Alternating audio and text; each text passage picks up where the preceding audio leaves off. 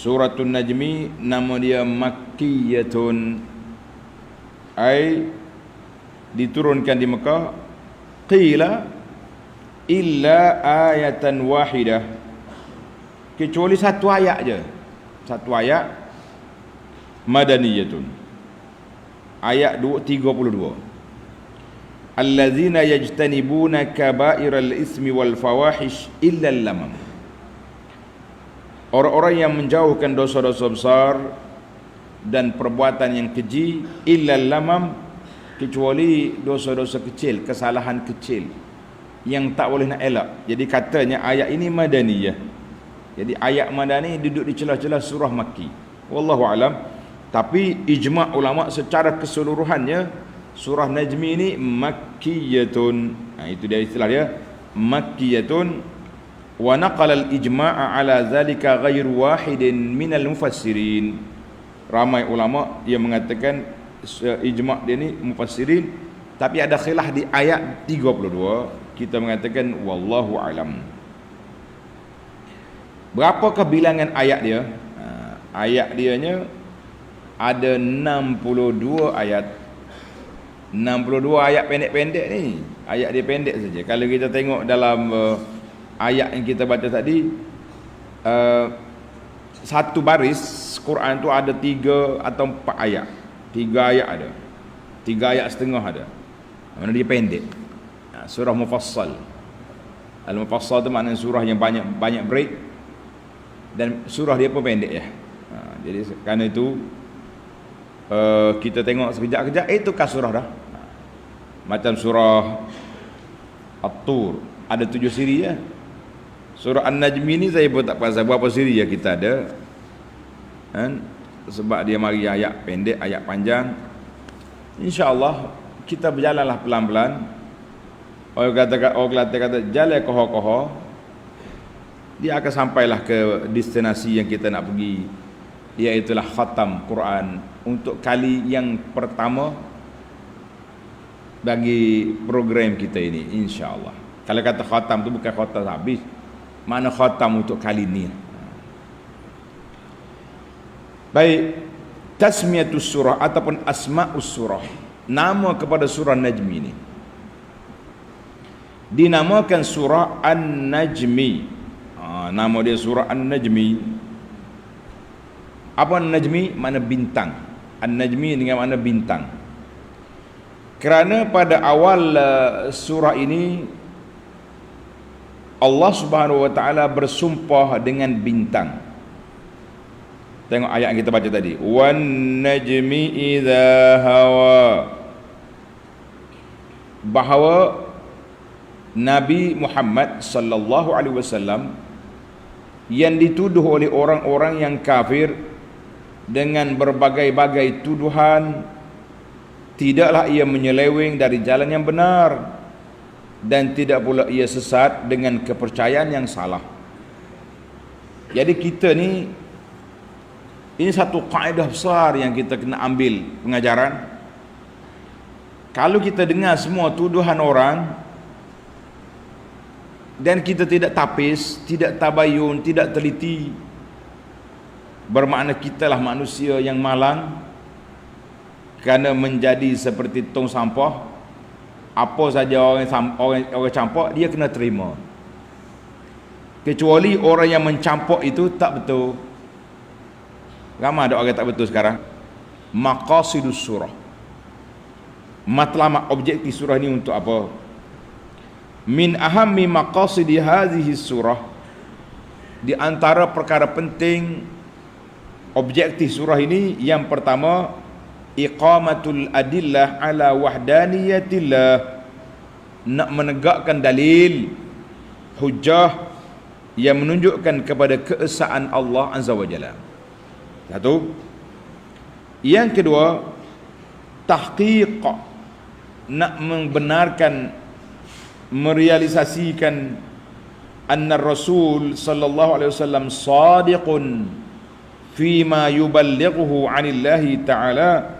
Nabi itu benar dengan segala perkara yang diajar, yang dibawa, yang disampaikan dari Allah, semuanya benar. Kata Allah Ta'ala bersumpah wan najmi idza hawa. Jadi Allah Ta'ala bersumpah dulu, baru dia nyatakan Nabi kita benar.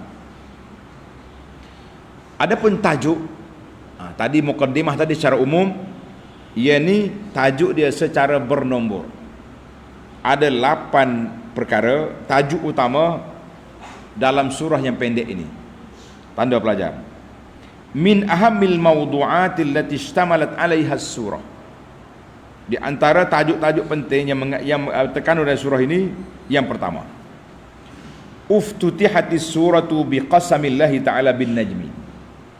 Allah Ta'ala mulakan surah ini dengan bersumpah dengan bintang, untuk menyatakan benarnya Nabi sallallahu alaihi wasallam dalam semua ajarannya disampaikan dari Allah. Benar, apa yang Nabi sampaikan dari Allah Ta'ala itu benar belaka. Yang kedua, wasfu Jibril. Allah Ta'ala sifatkan malaikat Jibril alaihissalam, wahwa aminul wahyi, dialah pemegang amanah menyampaikan wahyu kepada Nabi daripada Allah.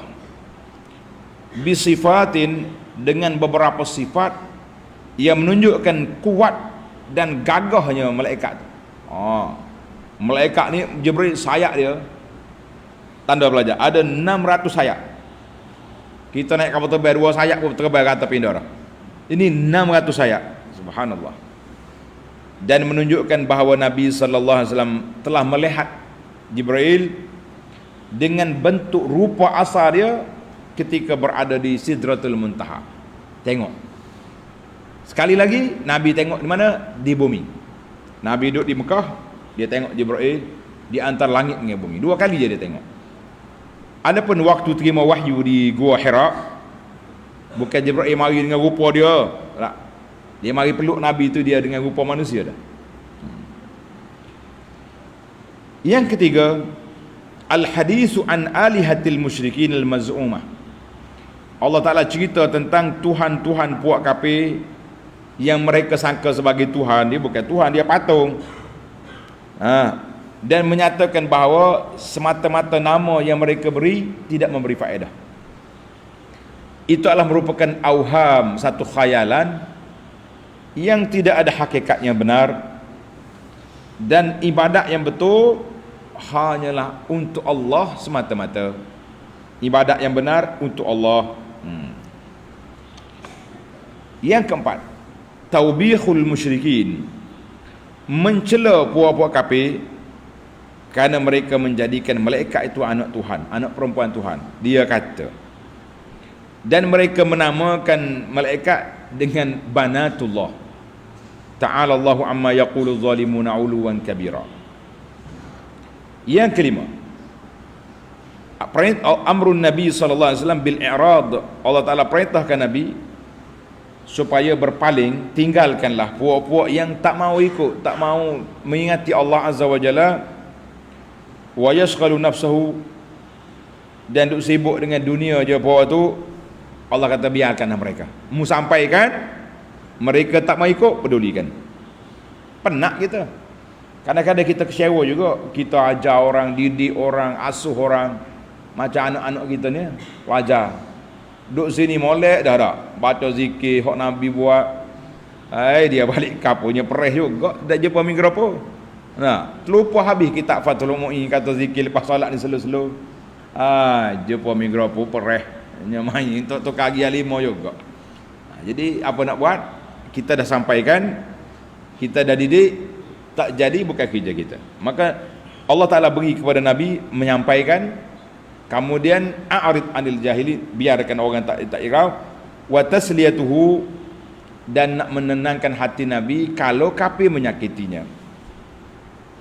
Yang keenam, bayanu mazahiri rahmatillahi wa adlihi, nak menyatakan suatu jelasnya rahmat Allah Ta'ala dan keadilannya dalam penciptaan makhluknya, dan betapa luasnya rahmat Allah Ta'ala, betapa agungnya kuasa Allah untuk memperingatkan bahawa umat-umat yang terdahulu, nabi-nabi mereka juga telah dihina, telah diganyang oleh kaum masing-masing, tapi Nabi mendapat pertolongan Allah Azza wa Jalla. Ya Muhammad sallallahu alaihi wasallam, tunggu je lah, tunggu.